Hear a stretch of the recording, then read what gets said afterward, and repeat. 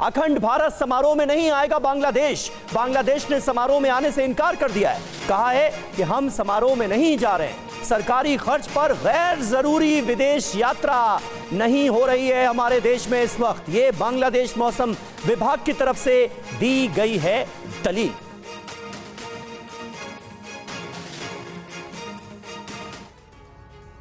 तो अखंड भारत से यूनुस को क्यों लगी मिर्ची, खबर क्या है ये आप देखिए। दिल्ली में हो रहा है अखंड भारत समारोह, भारत मंडपम, दिल्ली के भारत मंडपम की तस्वीरें हमने आपको दिखाई, जहां पीएम मोदी भी पहुंचे हुए हैं। मौसम विभाग के 150 साल पूरे होने पर यह समारोह आयोजित किया गया है। यह मौका काफी खास है। आईएमडी आयोजित कर रहा है अखंड भारत समारोह, क्योंकि 1875 में तो सब एक था, अखंड भारत था। भारत के पड़ोसी देशों को समारोह के लिए यही वजह है कि न्योता दिया गया, उन देशों को न्योता जो कभी अखंड भारत का हिस्सा रहे। सारे देश आ भी रहे हैं, कौन नहीं आ रहा है? बांग्लादेश। हैरत होगी आपको यह जानकर।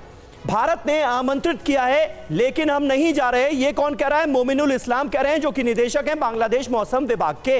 वो कह रहे हैं सरकारी खर्च पर गैर जरूरी विदेश यात्राएं नहीं हो रही हैं हमारे यहां भी। गैर जरूरी विदेश यात्राओं को सीमित करना है अभी बांग्लादेश में। अखंड भारत समारोह में नहीं जा रहा है बांग्लादेश, ये दलील उनकी तरफ से दी गई है।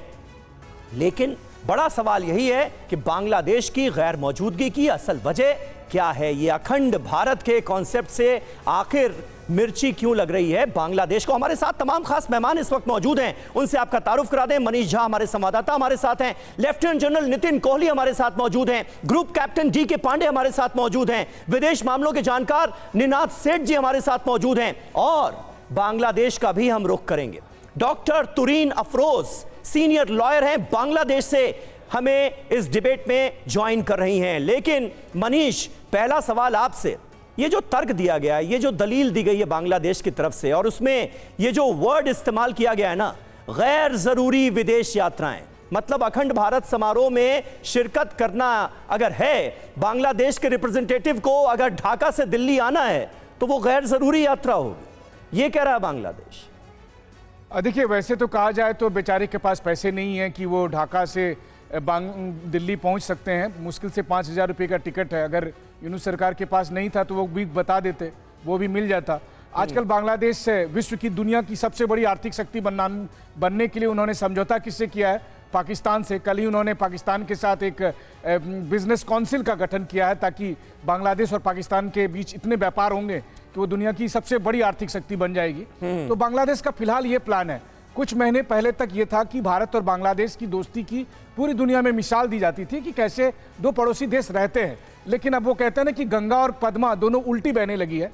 अब ढाका ये सोच रहा है कि बगैर भारत के कैसे काम चलेगा, और इसीलिए इस तरह के तमाम लॉजिक दिए जा रहे हैं। मान लीजिए ढाका से बेचारे को नहीं आने का था, तो चाणक्यपुरी में ही, दिल्ली में ही उनके हाई कमीशन के लोग बैठे हैं, ऑटो करके चले जाते, 100-150 का खर्च हो जाता उनको। तो यूनुस सरकार के पास इतने गैर जरूरी खर्च करने के लिए भी पैसे नहीं है। ये बांग्लादेश की लॉजिक है। लेकिन असल मंशा क्या है?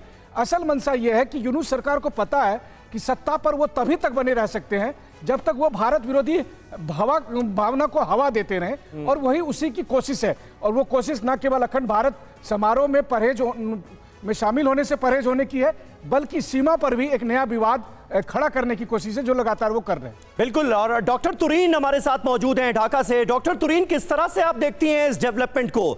मतलब पूर्वी पाकिस्तान के लोगों को जुल्मों सितम से आजादी दिलाई जिस देश ने, जिस कंट्री ने, आज जब अखंड भारत समारोह यहां दिल्ली में किया जा रहा है और हम न्योता दे रहे हैं बांग्लादेश को, बांग्लादेश का कोई रिप्रेजेंटेटिव आने के लिए तैयार नहीं है, इस यात्रा को गैर जरूरी बताया जा रहा है। मतलब बहुत सारी ऐसी बातें हैं जो गले से नीचे नहीं उतर रही। आप समझ पाई वजह? शुक्रिया।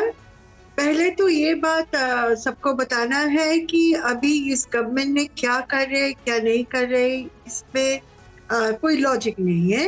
ये हमारा जो पॉपुलेशन है इनके साथ है ही नहीं। पॉलिसी क्या है इसको लेकर कोई डिबेट भी नहीं होता है।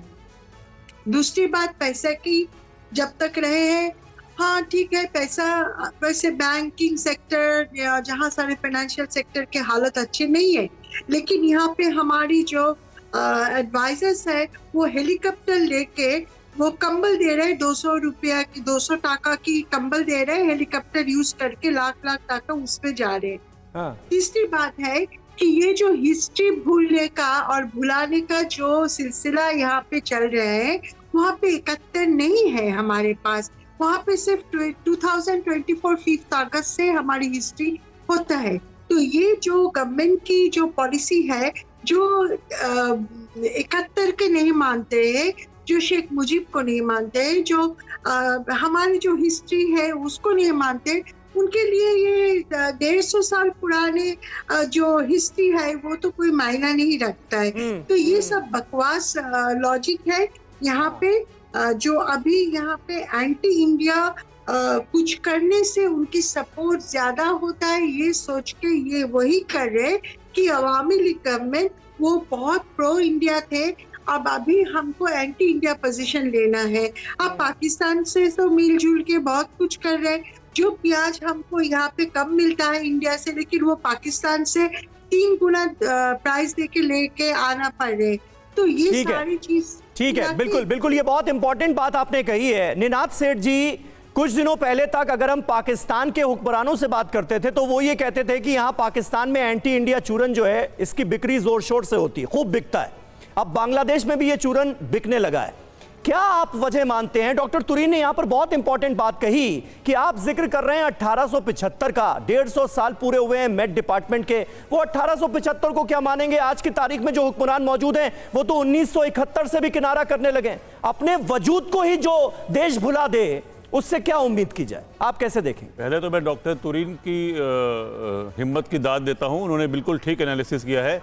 दूसरी बात यह है कि देखिए, ये जो अखंड भारत का संदर्भ है वो एक भौगोलिक संदर्भ में हमने अखंड भारत की बात की है। हमने ये नहीं भूलना चाहिए, और बांग्लादेश को मेरे ख्याल से एक शर्म की बात है कि इन 150 सालों में कितनी बार इंडियन मेट्रोलॉजिकल डिपार्टमेंट, हमारा जो विभाग है, मौसम विभाग, उसने तूफानों की पहले से वार्निंग देके कितनी जानें बांग्लादेश में बचाई है, वो इतिहास गवाह है। तो मेरे को एक और बात लगती है, देखिए बांग्लादेश हमारे लिए पेरिफेरल है।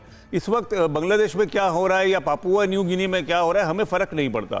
जब आप $4.5 ट्रिलियन इकोनॉमी होते हैं तो बांग्लादेश आए या ना आए उससे कुछ खास फ़र्क नहीं पड़ता। मैं आपको फ्रैंकली बताऊं तो एक साल में हम अपनी जीडीपी के इस वक्त गिरे हुए ग्रोथ रेट में भी एक डेनमार्क की जीडीपी ऐड कर रहे हैं।